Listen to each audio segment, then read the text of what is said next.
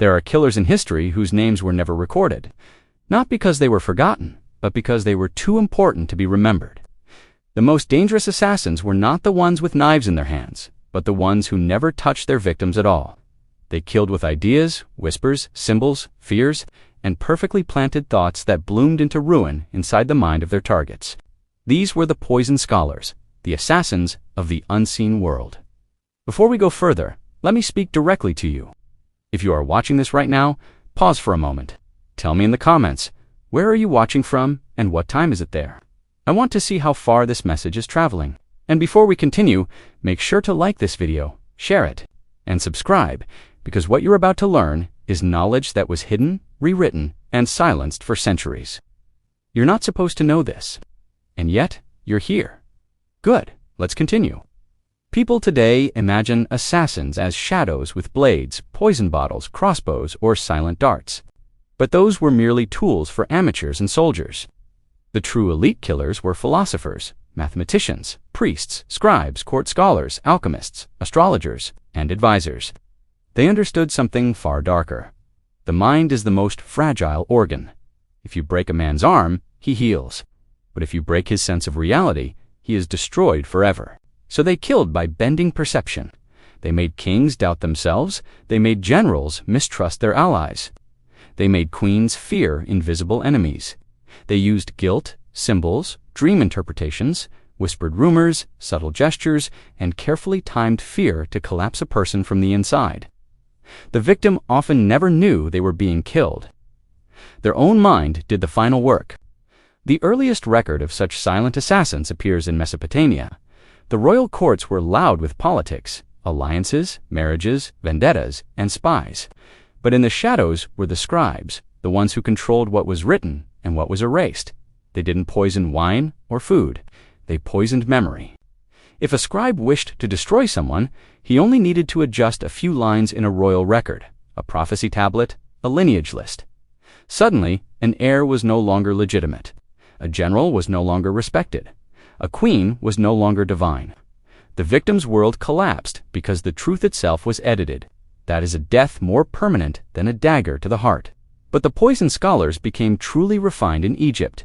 Egyptian priests studied human psychology thousands of years before psychology became a science. They knew how fear worked. They knew how guilt ate a person alive.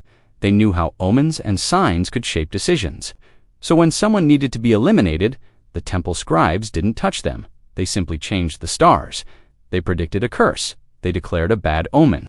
They acted as if they pitied the victim. They told the victim that the gods were turning away from them.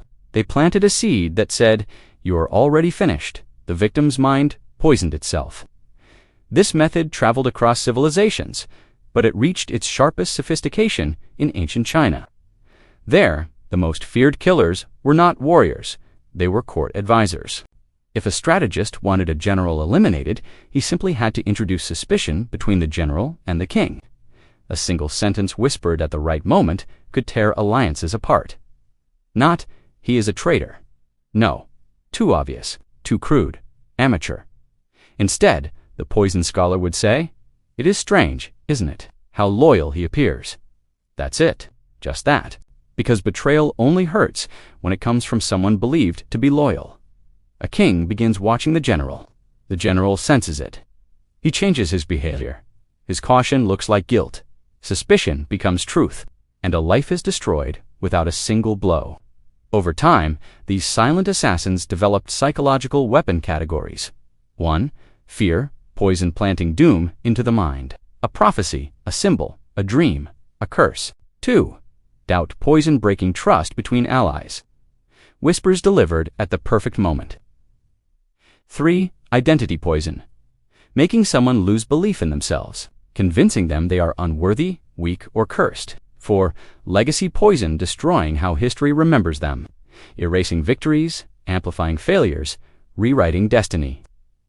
Each poison had no antidote because it entered through belief, not blood.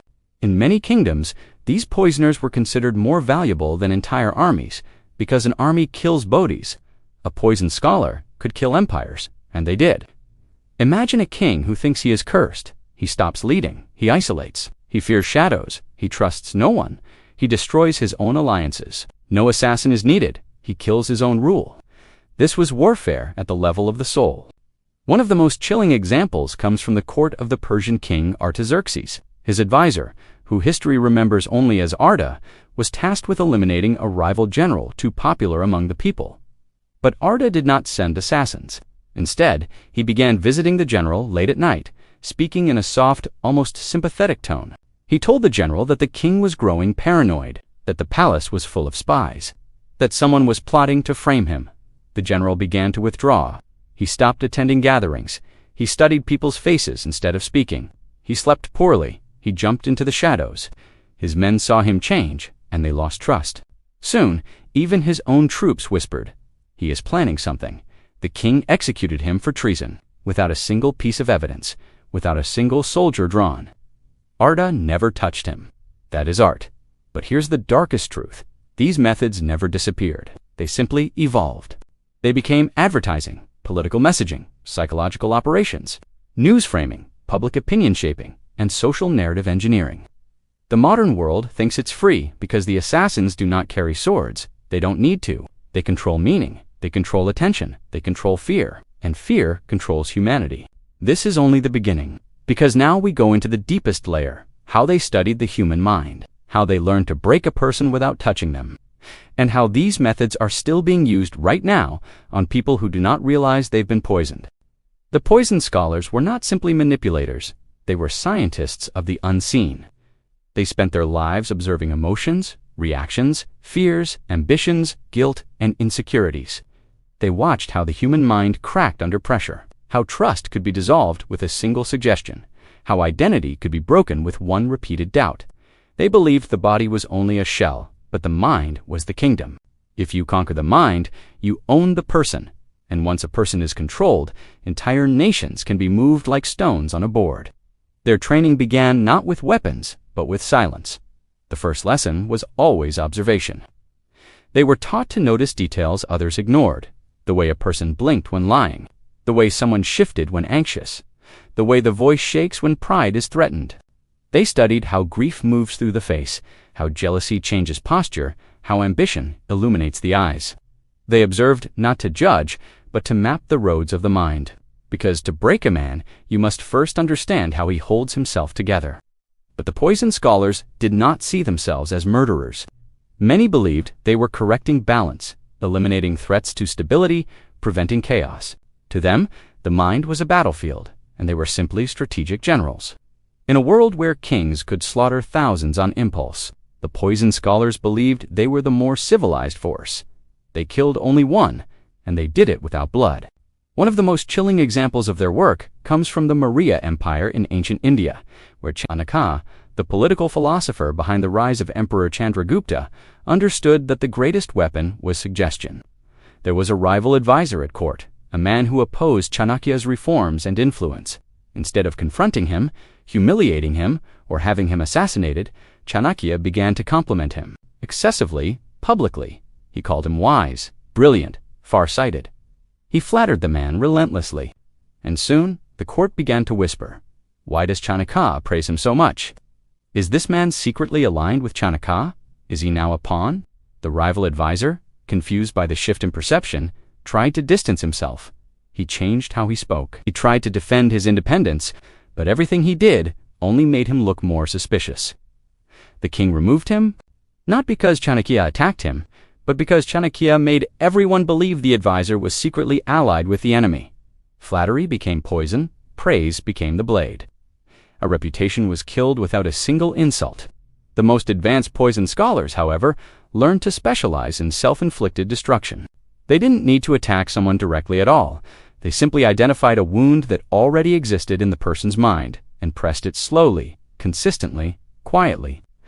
A leader who already doubted his strength could be guided into paralysis. A warrior, ashamed of a failure, could be led to retreat forever. A queen who feared abandonment could be made to destroy the people who loved her most. They never inserted fear. Fear was always already there. They simply brought it to the surface like a surgeon pulling poison from a wound. To do this, they learned how memory works, not memory as a recording, but memory as a living organism that changes every time it is recalled. When someone was targeted, the poisoned scholar would repeatedly bring up small reminders of past failures. Not directly, but in passing conversation, subtle references. A word here, a tone there. The target would begin revisiting those memories, reshaping them, amplifying shame, regret, doubt.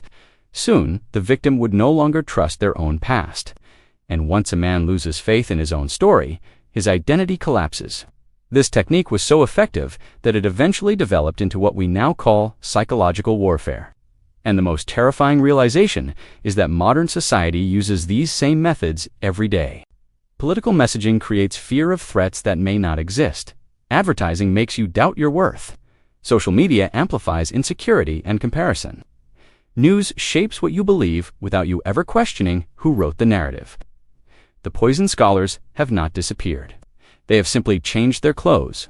Today, they are strategists, marketers, influencers, journalists, entertainers, and public thinkers. The battlefield has moved from temples and thrones to screens and networks. The mind remains the target. One must understand something crucial. You cannot fight what you do not see. The victims of the poisoned scholars never knew they were under attack.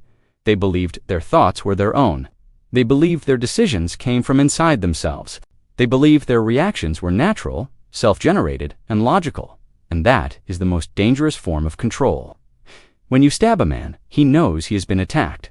When you poison his food, he knows he has been poisoned. But when you poison his thoughts, he defends the poison as if it is himself.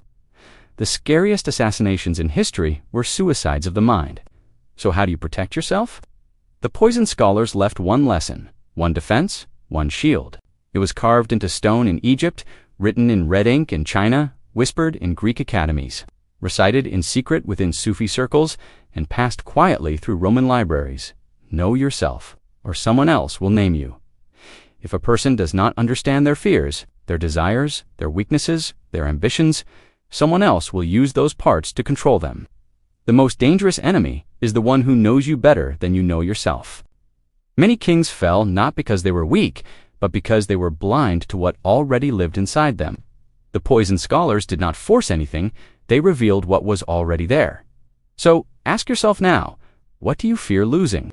What memory still wounds you? What desire controls you? Which opinion affects you too deeply? Whose approval do you crave? These are entry points. These are the doors. These are where the poison enters. Close the doors, and no one can touch you. Leave them open, and someone will walk inside your mind without permission. This is why the poisoned scholars were feared more than armies. Because an army can burn cities, but a poisoned scholar can burn certainty. And when certainty dies, everything else follows. If you are still here right now, still listening, that means your mind is awake enough to handle truths most people avoid. And because of that, you are part of a very small group, a group that understands that history is not written by conquerors, but by the invisible hands that guided the conquerors' minds. And now, it is your turn to decide. Do you want to remain among those whose thoughts are shaped for them? Or do you want to step into the realm of those who watch the watchers, study the scholars, and understand the shadow war behind human behavior? If you choose to stay awake, then listen carefully. Like this video, share it, subscribe.